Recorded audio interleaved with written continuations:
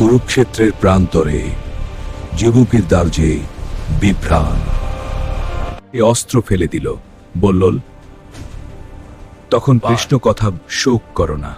প্রথমে তিনি উপদেশ দিলেন এক গুরু হিসেবে, জীবনের ধর্ম, কর্তব্য আর আত্মার অমরত্ব সম্পর্কে। আত্মা অক্ষয়, দেহ নশ্বর, এই জ্ঞান এক আচার্যের জ্ঞান।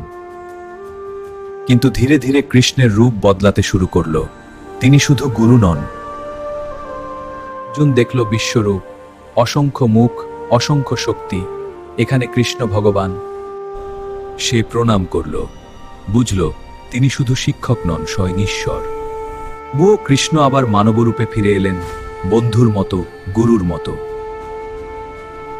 অর্জুন শক্তি পেল, কারণ তার সামনে ছিলেন গুরুরূপে পদ্মরুতুতেল।